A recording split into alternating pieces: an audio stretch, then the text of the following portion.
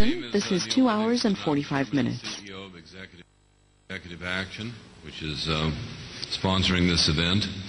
I'd like to welcome you all today, especially the distinguished speakers, to the second conference that Executive Action has organized in as many months. As you know, the Iranian regime continues to pose the greatest strategic threat to peace and security in the region and the world by virtue of its relentless pursuit of nuclear weapons and its export of terrorism around the world. Therefore, we need to explore U.S. policies toward Iran. The nuclear clock is ticking much faster than the pace of sanctions, so the United States must do more. It must do it faster, and it must do it better. And with that thought, I want to turn the microphone over to Senator Robert Torricelli, who accepted our invitation to moderate this very important and nonpartisan event today. And he will moderate this event this morning. Bob?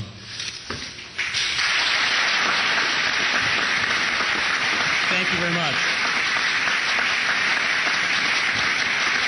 Thank you very much. Thank you very much for that warm welcome and for this opportunity this morning. Winston Churchill, who once noted that the United States can usually be counted upon to do the right thing after it has exhausted all other options. Soon, the international community will meet again with the government of Tehran to discuss its nuclear weapons program. All options have been tried. And once again, there will be an attempt to convince, using all forces of reason, that it comply with international law, common sense, and its own interests, and abandon this folly. I have my own hopes for today's discussion, though each speaker will pursue their own interest and observations as they see fit. My first would be, it is time to start debating the reality of the situation. An outlaw regime, hell-bent on weapons of mass destruction, that is a threat not only to the Western world, but a direct threat to all of its neighbors, of all faiths and all backgrounds. It was perhaps said best by President Bush when he made it clear that a nuclear-armed Iran is simply unacceptable under any terms. It is one thing for us to say it. It is another to devise a policy that will achieve it. Economic sanctions in a world that thirsts for oil, and an Iran which produces billions of dollars, is unlikely to be a coercive policy. Reason and logic and the force of international law used against a regime which has murdered millions of its own, thousands of its own people, enslaved millions in a dictatorship, and violated all forms of international behavior, is simply not a realistic policy. What of our policy with opponents of the regime who share the Iranian identity? Does it make sense? Does it have benefit that we continue to ostracize, label opponents of the regime as terrorists when the facts say otherwise? Do we gain anything for political purposes of making these identities when we know it has no policy benefit and undermines the legitimacy of the opposition? Indeed, let me pose this question. Is it even possible to oppose a terrorist state and be a terrorist yourself? Is it possible to be identified as a terrorist if you are unarmed and for most of the last decade under the protection of the United States Army? It is time to deal with reality. We are not going to convince the Iranians to change policy. and undermining the credibility of their opponents is only doing service to the very people that we choose to oppose. With that, let us begin our discussion.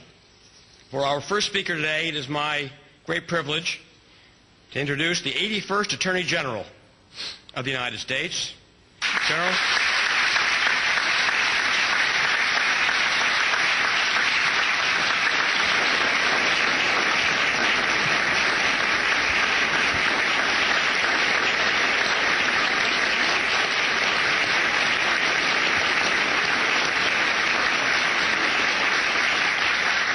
In the brief span of a month, the conditions that we're here to address have become even more urgent. As before, the regime in Tehran is the center of the threat of the terrorism threat against us and the threat to destroy Western civilization as we know it, and to do so, if possible, by obtaining nuclear weapons. It oppresses its own people. It threatens its neighbors. It has made clear that if it gets nuclear weapons, it will not hesitate to use them. There are about 3,500 members of MEK who now live at a place on the border of Iran, in Iraq, that is known as Camp Ashraf, and although it's referred to as a camp, city would be a better description. These people fled Iran and set themselves up near the border so that they can live and support efforts to free their country. In 2003, when the United States invaded Iraq, the residents of Camp Ashraf surrendered their weapons, the weapons they had to defend themselves, and accepted written confirmation from the then Deputy Commander of Allied Forces in Iraq, General Jeffrey Miller, on behalf of the United States, that they were protected persons under the Fourth Geneva Convention. From 2003 until 2009, the United States protected the residents of Ashraf and fulfilled the solemn obligation that we had undertaken in 2003. But in January 2009, as some of you may know, the United States turned over responsibility for safety and security to Iraqi security forces. Before that transfer took place, General David Petraeus said that the United States had been assured by the government of Iraq that the residents of Ashraf would be protected, and that he was proceeding with the transfer on the assumption that that pledge would be adhered to. Obviously, the residents of Ashraf have been a great source of anxiety to Iran, which would like nothing better than to see them repatriated to Iran, or at least crippled, so that they cannot pose a threat to the regime. Iran has brought increasing pressure on the Iraqi government within the past month. The situation of the residents of Camp Ashraf has gone from perilous to desperate. On January 7, 2 days after a visit to Baghdad by the Iranian foreign minister, the residents of Camp Ashraf were attacked by people acting at the direction of the Iranian Quds Force stationed in the Iranian embassy in Baghdad in cooperation with officials of the Iraqi government, and many were injured seriously. The Iraqi security forces, who were supposed to be there to protect the residents of Camp Ashraf, either turned a blind eye or actually assisted the attackers, even though the government of Iraq promised the United States that it would protect the residents of Ashraf. Those Iranian forces, supported by Iraqi forces, have placed at the gates of Ashraf some 180 loudspeakers that are used to threaten and harass the residents day and night, 24 hours a day, and to prevent them from sleeping. This psychological pressure has been ongoing for almost a year. Medical care continues to be denied the residents of Ashraf, and at least one patient in the last month has died due to lack of medical care. Now, this is history repeating itself. We've seen this before. In June of 2009, Nouri al-Maliki, head of the Iraqi government, visited Tehran, supposedly for personal reasons, and the next month, in July of 2009, Iraqi security forces attacked residents of Ashraf.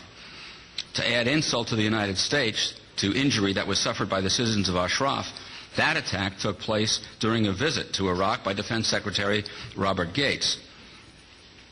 In spite of the obvious slap in the face to the U.S. government, and in spite of the